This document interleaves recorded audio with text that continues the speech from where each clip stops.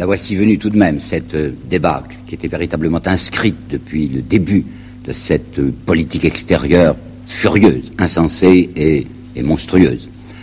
En traversant l'Allemagne à toute vitesse et incognito, Napoléon, avec une grande préoccupation, il ne faut pas que les Parisiens sachent ce qui est arrivé de la Grande Armée, c'est-à-dire sa disparition, avant que je sois là. Si bien qu'il va calculer de ne pas envoyer de courrier avant qu'il soit tout près de Paris, et il va envoyer un dernier bulletin qui arrivera la veille de son arrivée personnelle, dans lequel il y a l'aveu des revers, et cette phrase finale, la santé de Sa Majesté n'a jamais été meilleure.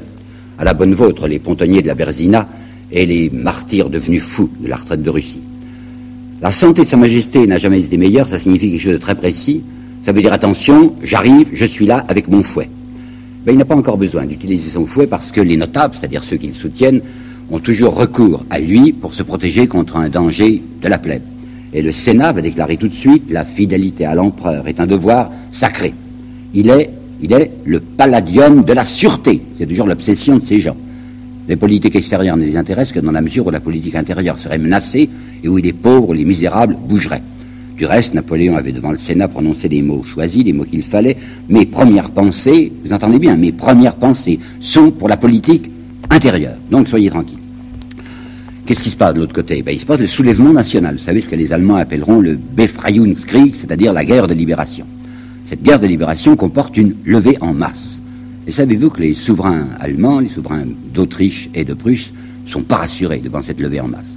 Ils se disent, il y a là des gens qui vont essayer de profiter de cette levée nationale pour nous imposer une politique plus libérale. Ils en sont terrifiés. Un homme comme Benjamin Constant, qui a épousé une Allemande, qui s'est réfugié en Allemagne, lui aussi est terrifié. Dans sa correspondance, j'ai trouvé un mot que voici, qui est assez curieux, à propos précisément de cette levée en masse contre l'envahisseur français. Il dit, ça me fait penser à un dompteur qui se croirait très intelligent, parce que le lion s'étant échappé, il ouvre la cage du tigre. Le tigre, pour Benjamin Constant, comme pour tous les notables, le tigre, c'est les pauvres.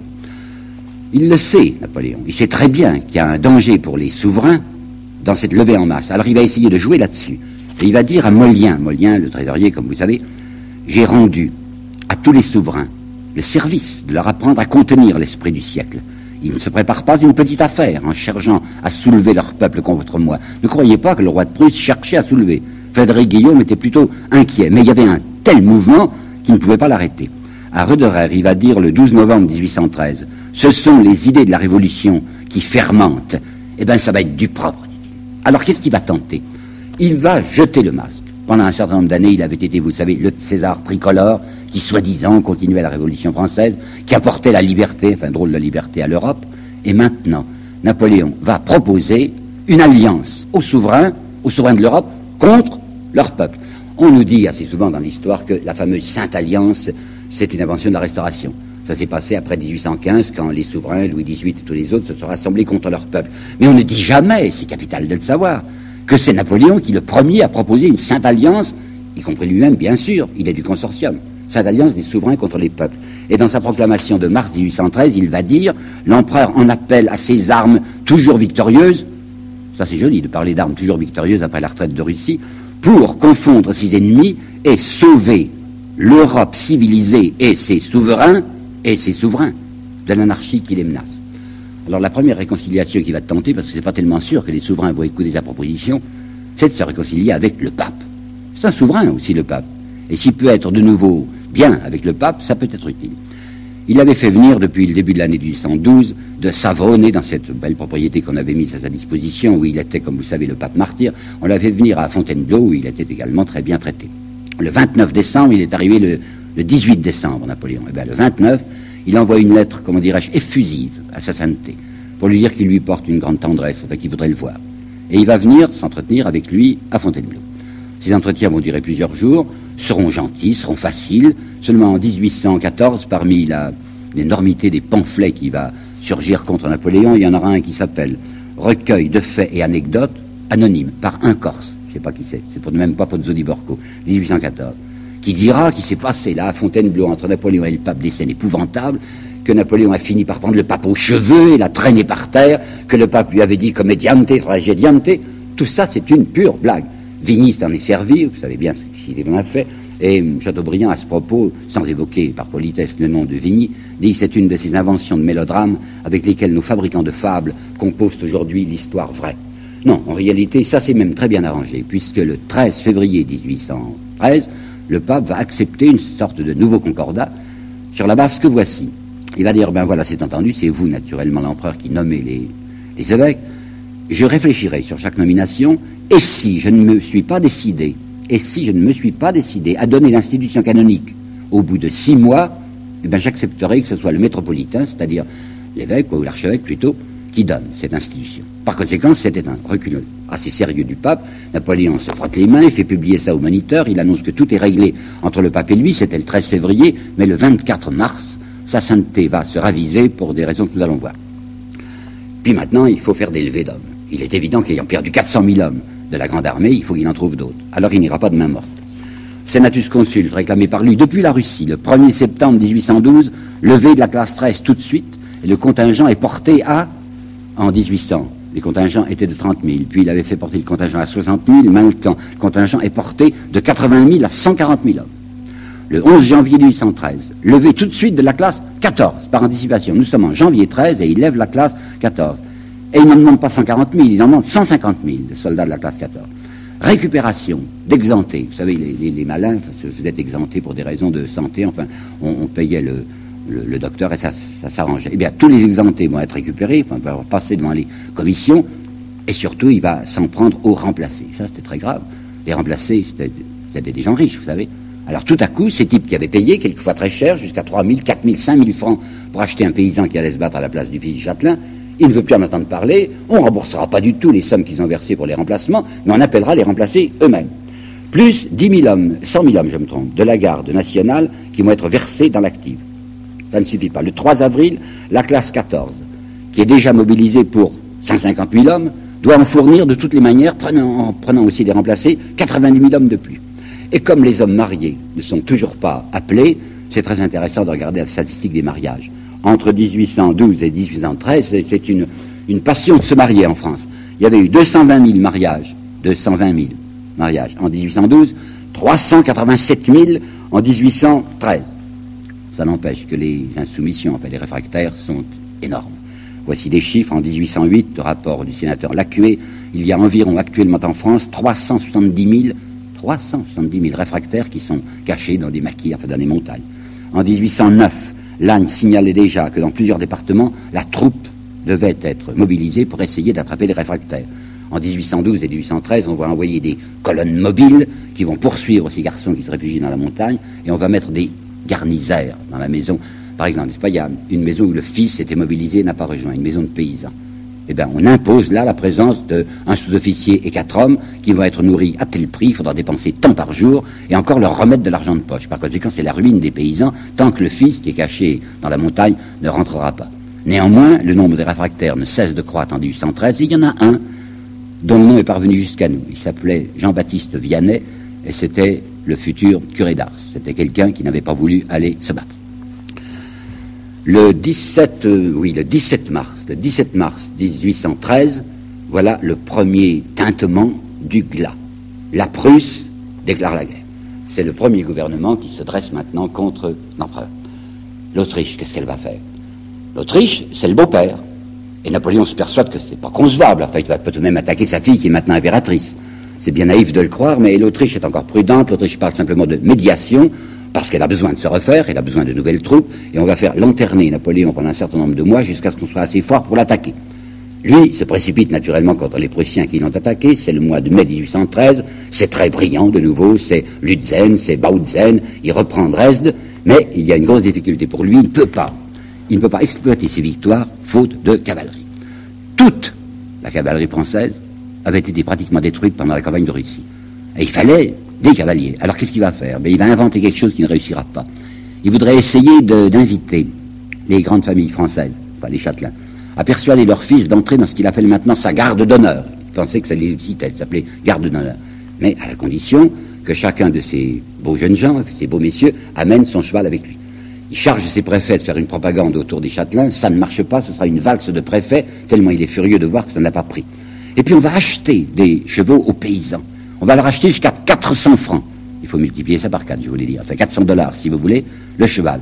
Mais entre un cheval de trait et un cheval de labour, quoi, et un cheval de selle, il y a de la différence. Alors il n'y a pas moyen, même avec les chevaux qu'on lui envoie après Dresde, d'exploiter comme il l'aurait voulu cette victoire. Si bien que le 4 juin 1813, Napoléon va accepter un armistice que l'Autriche a provoqué, suscité, qu'on appellera l'armistice de Pleiswitz. Il sait très bien qu'il a tort d'accepter cet armistice. Parce qu'avec la force armée qu'il a encore sous les armes, sous les mains, et un unique opposant, qui est jusqu'à présent la Prusse, l'Autriche n'a pas encore bougé, il pourrait réduire de nouveau les Prussiens et peut-être traverser la Prusse et réattaquer la Russie. Mais il n'y a pas moyen, faute de cavalerie. Alors il faut qu'il attende pour recevoir lui-même des renforts. Et les autres, les Autrichiens, les Russes, les Prussiens, qu'est-ce qu'ils veulent faire? Ils veulent voir si enfin l'Angleterre va se décider. On n'y pense non plus pas assez souvent à ce problème. C'est toute guerre, vous savez, c'est un problème d'argent. Eh bien, les Anglais sont sollicités depuis des années par les coalisés européens pour qu'ils financent. Ils n'ont pas encore très envie. Le 14 juin, l'armistice est du 4. Le 14 juin 1813, les Anglais se décident. Et pour de bon, 2 millions de livres sterling qui proposent, qui promettent, qui vont verser, qui vont commencer à verser à la coalition. Et pendant qu'il y a cet armistice à l'intérieur de l'Europe, au centre de l'Europe, il se passe des choses en Espagne. En Espagne, vous savez que ça allait de plus en plus mal, que les généraux s'entre-dévoraient les uns les autres, qu'il y avait la guérilla partout, que les Anglais avaient maintenant un corps expéditionnaire solide, avec Wellesley qui va devenir maintenant Lord Wellington, et Wellington est arrivé le 21 juin à écraser totalement les troupes françaises d'Espagne à Victoria, si bien que le 2 juillet 1813, les derniers soldats français repassent la Bidassoa. Ça va être maintenant la deuxième campagne. L'Autriche s'est résolue, on s'y attendait bien, le 12 août, à prendre également l'offensive. Alors, seconde campagne de 1813. Ça commencera par un assaut que les Austro-Prussiens vont lancer contre Dresde. Ça va durer 3 jours. Il y aura beaucoup de tués, naturellement. Mais enfin, les troupes de Napoléon tiennent bon. Il pourrait, de nouveau, foncer sur ses adversaires qu'il a repoussés. Pas moyen, faute de cavalerie. J'ajoute un détail qui est récent. Il est de 1959. C'est quand on a publié enfin les cahiers assez mystérieux de Bertrand, vous savez, qui étaient rédigés dans un style tellement elliptique qu'on ne comprenait pas, mais en 59 on les a. Et bien, à propos de Dresde, Bonaparte a dit, enfin Napoléon a dit, oui, j'aurais pu continuer, mais j'étais malade. Et il donne un détail, à Bertrand, il dit, j'étais malade d'une indigestion de gigot à l'ail, il n'y avait pas moyen. Alors, c'est le 27 août qu'on a fini par gagner le petit combat, le gros combat de Dresde, mais le 30 août, donc ça fait 3 jours plus tard, le 30 août, catastrophe, le général Vandamme est cerné à Ulm. À Ulm, là où en 1805 on avait obtenu ce triomphe, ben c'est l'inverse maintenant, c'est plus les Autrichiens qui sont encerclés, c'est les Français qui sont encerclés et qui se rendent. Ça c'est le temps. Grande bataille, terrible bataille de Leipzig qui durera 3 jours, du 16 au 18 octobre 1813. Au milieu de la bataille, le corps saxon va déserter. Vous comprenez bien qu'ils n'avaient pas envie de se battre contre leurs frères, se battre pour l'oppresseur. Alors ils désertent, la bataille est une bataille perdue, et c'est là qu'il faut que je vous donne un chiffre à nouveau. La dernière fois que j'ai parlé de bataille, je m'étais trompé sur le chiffre de Wagram. Les voici, vous allez voir la progression.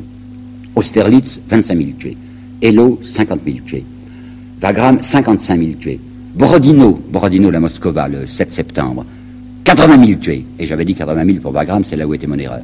Et c'est à Leipzig, en octobre 1813, que Napoléon va atteindre sa cime, enfin son apogée, son record des records. 100 000 hommes sont tombés ce jour-là.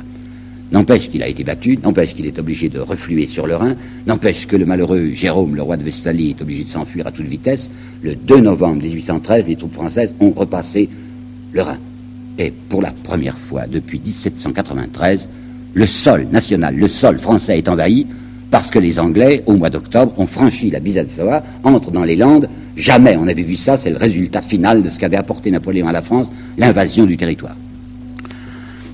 Alors le voilà qui va essayer de faire face quand même.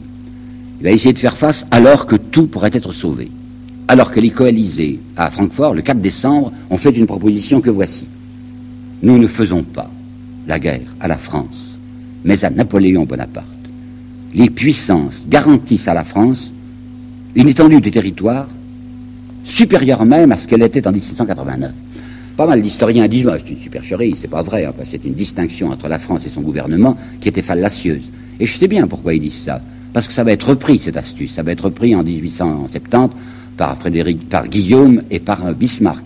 Ils vont dire l'un et l'autre, nous ne faisons pas la guerre à Napoléon III, nous ne faisons pas la guerre à la France, nous faisons la guerre à Napoléon III. Et ça ne sera pas vrai, puisque nous savons aujourd'hui que dès le départ, et dans la volonté de Bismarck, il voulait voler 2 provinces à la France, à savoir l'Alsace et la Lorraine.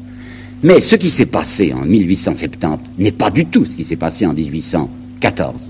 Et en 1814, lorsque les Alliés font cette proposition, elle est sincère. Comment puis-je l'affirmer? Mais avec la preuve la plus irrésistible, avec le traité qu'ils imposeront à la France une fois qu'ils se seront débarrassés de Napoléon. C'est le traité de Paris. Et savez-vous que ce traité de Paris donnera à la France, en plus des territoires qu'elle avait avant 1689, Mulhouse, Montbéliard, Avignon, et toute la partie de la Savoie qui contient Annecy et Chambéry.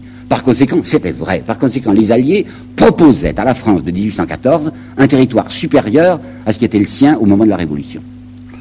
Le bon sens, enfin, l'honnêteté, l'honneur, aurait voulu que Napoléon, qui faisait semblant de servir la France, laquelle n'était que sa proie, s'arrêtât à ce moment-là.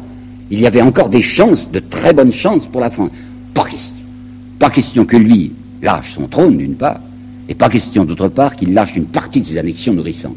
Alors il va refaire le matamor, il va annoncer à Molien « Je ne suis pas en peine de défaire cette coalition comme j'ai défait toutes les autres ». Il va recommencer des levées terribles, puisque le 7 octobre, c'est la classe 15 qui va être appelée maintenant, 160 000 hommes, plus 120 000 hommes des classes de 1808 à 1814. Le 15 novembre, ça ne suffit pas, alors 150 000 récupérés sur les classes de 1803 à 1808. Le 20 novembre, encore 40 000 hommes de plus empruntés aux classes 1808-1812. Il y aura un autre moyen, le grand moyen révolutionnaire, quoi, la levée en masse. Pas question. Parce que la levée en masse, ça serait une possibilité d'action donnée aux petites gens, et les petites gens, il faut surtout les tenir. On les mobilise comme ce sont des ploucs, comme l'étude de la campagne, parce qu'on les tient bien, mais si on faisait appel aux ouvriers, qu'est-ce qui arriverait? Pasquier, qui est le préfet de police, a remis une note là-dessus à Napoléon, et il lui a dit « Paris va être dégarni du peu de troupes qui ont constitué la garnison ordinaire. Les circonstances sont critiques. Il est impossible de se passer d'une force capable de maintenir la tranquillité au milieu d'une population qui pourrait devenir difficile à contenir. Par conséquent, on va bien mobiliser des gardes nationaux, c'est-à-dire des gens de bien, vous savez, des gens riches, des possédants, mais ils seront mobilisés que pour tenir en respect la canaille dont on a toujours horriblement peur. Seulement voilà ce qui va se passer. C'est que les notables, c'est-à-dire la clientèle de Napoléon, vont le lâcher. Les notables sont furieux pour des tas de raisons, en voici quelques-unes importantes. Premièrement, l'affaire des remplacements militaires. Je viens de vous le dire il y a un instant, c'était inacceptable pour la classe bourgeoise que ses fils se fassent tuer. On s'entendait avec l'empereur, le remplacement était autorisé officiellement depuis une loi du 18 mai 1802, et voilà que malgré sa loi, il faisait fi du remplacement. Mais ça pourra encore passer. Ce qui passe plus du tout, ce sont les centimes additionnels.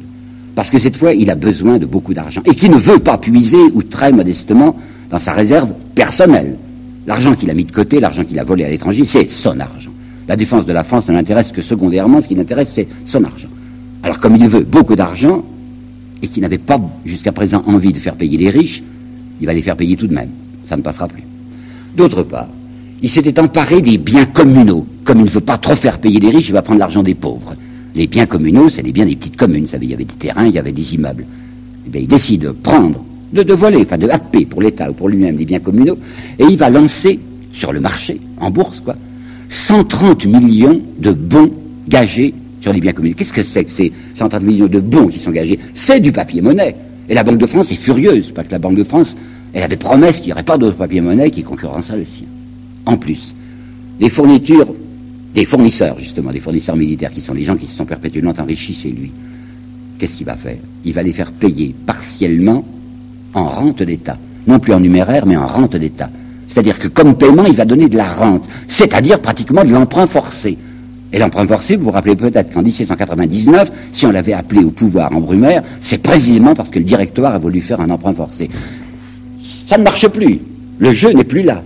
C'est la rupture avec ceux avec lesquels il avait passé un pacte en Brumaire. Maintenant, au lieu d'être le bienfaiteur de l'argent, il devient le malfaiteur. Si bien que Napoléon va se trouver en présence d'une rébellion des notables lorsque le corps législatif va se réunir le 29 décembre 1813. Et il va entendre le président du corps législatif, qui est l'aîné, faire une déclaration condamnant publiquement une activité ambitieuse et fatale. Activité ambitieuse et fatale. Ces gens qui ont été les rampants devant lui se redressent maintenant parce qu'on touche à leur argent et parce qu'il y a un danger social. Il osera dire, Napoléon, il osera dire les Français ont été indignes de moi. Je ne pense pas qu'on puisse appliquer ce mot aux ces petits soldats qu'il a mobilisés, qu'on appellera les Marie-Louise, vous savez, qui vont faire tout ce qu'ils pourront, de véritables prodiges dans ces successions de combats où il va les diriger, la campagne de France, quoi, où ça s'appelle Brienne, ça s'appelle La Rothière, ça s'appelle Champaubert, Montmirail, Montreux. Ces gamins, il en a 70 000 à peu près sous sa main, ces gamins vont être d'un allant extraordinaire. Seulement les villes se rendent. Quand il veut essayer de se rendre dans tel ou tel endroit pour y trouver un point d'appui, il s'aperçoit que les municipalités se rendent, comme autrefois en 1792, je vous l'avais raconté, les villes se rendaient devant l'arrivée des ennemis, parce que les ennemis, c'était ceux qui feraient tenir tranquille la population. Et il y a un maquis paysan qui commence à s'organiser. Alors les villes prennent peur, en se disant, mais qu'est-ce qui va se produire? Une chance lui est encore offerte. C'est que les coalisés, au printemps 1814, à Châtillon, lui font une proposition absolument inattendue. Ils reviennent sur leur déclaration de Francfort, disant c'est Napoléon qu'on veut abattre, et disent, eh bien d'accord, on accepte même que ce soit Napoléon qui reste encore sur le trône de France, à condition qu'il accepte les conditions, c'est-à-dire du retrait de tout ce qu'il a avalé. Pourquoi est-ce qu'ils ont fait ça? Parce qu'ils ne s'entendent pas. Parce qu'il y a Bernadotte, qui voudrait devenir maintenant maître de la France, et il est poussé par le tsar. Et puis parce qu'il y a le duc d'Orléans qui y pense, et puis parce qu'il y a Louis XVIII. Et comme on ne s'entend pas sur la personne de celui qu'il faut mettre sur le trône de France, les Alliés, à un moment, offrent à Napoléon cette chance. Un signe dit « restez ». Il y a quelqu'un, enfin il y en a deux au moins, qui sont furieux. Regardez la correspondance de Benjamin Constant et de Madame de Staël, qui ne sont pourtant pas directement dans le coup, puisqu'ils sont français ni l'un ni l'autre. Ils écument à l'idée que peut-être Bonaparte va rester. Pourquoi? Parce que Benjamin Constant n'a plus aucune chance d'entrer au pouvoir, du moins une seule figure, tant que Bonaparte sera là. Ben, il va refuser Napoléon. Il va refuser toujours pour la même raison, parce qu'il veut une grande partie des annexions nourrissantes dont je vous ai parlé, qu'il veut garder à Sainte-Hélène. Il dira à Bertrand, j'ai fait une gaffe là, j'aurais dû accepter, puisqu'on me permettait de rester sur le trône. Je les roulais. Ils me laissaient là 1 an, 2 ans, et au bout de 2 ans, je me précipitais sur eux. Alors vous savez ce qui va se passer. Ces armées vont être refoulées, le voilà maintenant qui est à Fontainebleau. Il avait donné le gouvernement général de Paris à son frère Joseph. Joseph a essayé de faire de Marie-Louise sa maîtresse. Et il va l'emmener à Blois, elle refusera du reste, bien gentiment, bien poliment. Il avait juré aussi aux Parisiens, je me battrai jusqu'à la mort, et il s'en va. Les Alliés entrent dans Paris le 30 mars 1814, nous avons là-dessus un détail sinistre, par un témoin qui s'appelle André Delrieux, dans son livre « Souvenir d'un vieux diplomate ». Lorsque les Alliés sont entrés, les Cosaques qui entraient les premiers, quand ils ont traversé les faubourgs, Faubourg Saint-Antoine par exemple, c'était un silence de mort. Et dès qu'ils se sont approchés des beaux quartiers, dès qu'ils se sont approchés de la Madeleine, c'était des ovations. On a vu la duchesse de Dinaud sauter en croupe, étreignant un officier de cosaque. C'était l'applaudissement des gens de bien, parce qu'ils avaient peur de la multitude, parce qu'ils avaient peur de la canaille, parce qu'ils faisaient ce que Vandal, ce que M. Albert Vandal, l'homme bien pensant, avait annoncé qu'ils eussent fait dès 1899, disait-il, peut-être attendait-il, peut-être espérait-il la venue des Alliés. Ils sont là. Bonaparte, lui, est à Fontainebleau. Il n'a qu'une pensée, se précipiter, s'il le peut, sur Paris. Pourquoi? Parce que dans les caves des Tuileries, il y a son or. Alors il voudrait essayer de récupérer cet or, ces 300, 400, 500 millions qui sont là, pour sauver avec. Révolte d'une part de son Sénat, qui prononce sa déchéance, et mutinerie le 4 avril de ses maréchaux, qui lui dit c'est insensé, nous ne marchons pas. Et l'un des maréchaux, Marmont, met même le corps de troupes qu'il avait à sa disposition, il le met à la disposition des Alliés. Bon, c'est fini. Alors il va discuter, Napoléon, pour voir qu'est-ce qu'il peut obtenir. Il demande la Toscane, simplement, roi de Toscane. Alors on sourit et on lui dit, non, tout ce qu'on peut vous donner, c'est l'île d'Elbe. Ça lui paraît d'abord insuffisant, mais après tout, c'est tout de même de l'Italie, ça, on y parle sa langue. Ça, c'est content, surtout qu'il a été fixé qu'on lui donnerait 2 millions par an. Eh bien, c'était pas si mal, enfin, ça fait 2 millions de dollars d'aujourd'hui. Bon, il se résigne. Cependant, dans la nuit du 13 au 14 avril 1814, à la Malmaison, il va, paraît-il, s'empoisonner. En fait, il a avalé, en effet, un petit sachet noir, enfin le contenu d'un petit sachet noir contenant une poudre que son médecin, le docteur Ivan, lui avait donnée depuis quelques années. Mais à peine a-t-il avalé son petit sachet qu'il appelle son valet de chambre Constant pour se faire vomir, et il aura là-dessus 2 explications. Il dira « Dieu ne l'a pas voulu ». Puis à un autre moment, il dira, toujours à Bertrand, il lui dit des choses contradictoires, il dit « C'eût été lâche de ma part de me faire mourir ». Par conséquent, il appelle Constant pour qu'on le fasse vomir et que tout passe bien, et le lendemain matin, d'après tous les témoignages, il n'y paraissait plus. Ce faux empoisonnement n'avait pas été bien grave. Puis, le 20 avril, scène des adieux. Scène mélodramatique des adieux, image d'Épinal. Ça n'a pas été si facile que ça. La garde voulait même elle-même l'abandonner. Alors on avait tout de même trouvé quelques fanatiques qui étaient là pour de bon. Puis on avait racolé des figurants. Puis il fait un discours, vous savez, le fameux discours devant le drapeau. Il dit à ses soldats, parlant de la patrie, le mime charge trop du reste. Ne l'abandonnez pas, notre chère patrie. Aimez-la bien. Aimez-la toujours. cette chère patrie. Oui, oui, il en remet, il prend même le drapeau, secoue les épaules pour faire croire qu'il sanglote dans le drapeau, et puis monte dans les berlines qui vont lui faire traverser la France pour l'embarquement à l'île d'Elbe. Et là, il se passe des choses curieuses. D'abord, il est très content. Il trouve que ça en est bien tiré. Qu'après tout, c'est pas si mal. Les commissaires étrangers, il y a un Russe, il y a un Autrichien, il y a un Prussien qui sont avec lui dans les berlines, l'entendent chantonner, et il leur dit, prouvant son obsession de l'argent, il leur dit mes pensées. Quand je suis arrivé en France en 1779, j'avais un écu de 6 francs. C'est tout ce que j'avais en poche. Et maintenant, je pars avec un certain nombre de millions. Oui, il est arrivé à réunir 7 millions. 4 fois 7, 28, hein, ça fait 28 millions d'aujourd'hui. Si vous voulez, en monnaie d'aujourd'hui, il a 7 millions de dollars. Ben, il part avec ça, c'est pas si mal. Alors il est, mon Dieu, très content. En traversant Lyon, il voit Augereau. Augereau s'était rendu aux Alliés. Il avait hissé le drapeau blanc. Alors Bonaparte descend de sa berline, cause avec Augereau, fraternellement, il le prend par les épaules, enfin chacun sa combine. Augereau est passé du côté du blanc, lui est resté du côté du tricolore. Il l'embrasse affectueusement, comme il a embrassé le drapeau, et il lui laisse entendre que c'est pas fini, enfin, que son rôle n'est pas terminé. Il n'a pas l'intention d'abandonner personnellement cette chère patrie. Puis les voitures roulent. On arrive à Orgon. Orgon, Provence, là, pas bien loin d'Avignon. Et là, la population est soulevée. On a annoncé que Bonaparte allait passer. Les gens sont fous furieux. Quand il entre dans Orgon, il aperçoit un mannequin qu'on a pendu et qui est lui-même.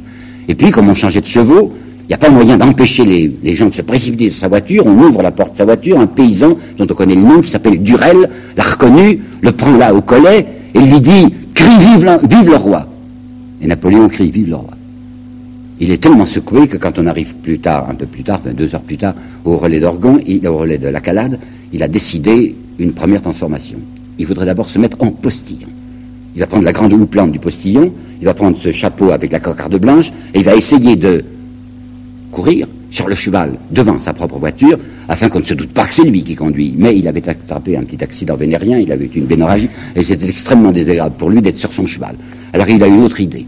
Dans le relais où on prend leur pas, il y a une hôtesse qui ne le reconnaît pas, qui ne sait pas que c'est Bonaparte. Peut-être c'était-il, je ne le sais pas, enfin transformer le visage. Et l'hôtesse lui dit, alors il paraît qu'il va traverser la mer, j'espère bien qu'il se noiera. Et Napoléon répond à cette femme, moi aussi j'espère. Et dès que l'hôtesse a tourné le pied, il a une crise de larmes. Et les 3 commissaires nous raconteront cette scène inouïe qui s'est produite, où il est là, pleurant, et leur disant, mais sauvez-moi, sauvez-moi. Alors que va-t-il faire? Il va prendre de force la casquette du Prussien, il va prendre le dolman de l'Autrichien, il va prendre la tunique du Russe. Et c'est dans cet accoutrement qu'il va entrer dans la berline de Kohler, qui était le commissaire autrichien, afin qu'on ne le reconnaisse pas. C'est l'aide de camp de Chouvalov, le commissaire russe, l'aide de camp s'appelait Oloviev, qui sera chargé d'être Napoléon, si bien que s'il y a une attaque de la foule, c'est Oloviev qui prendra, et lui est avec Kohler, l'Autrichien, et il lui dit « Chantez, fumez, sifflez, enfin ne donnez pas l'impression aux gens que c'est moi ». Quand il arrive le soir, au relais de Bouilloudou, où sa sœur Pauline l'attendait, et quand elle le voit sortir de sa berline dans cet accoutrement invraisemblable, elle lui dit « Tu n'as pas honte ?»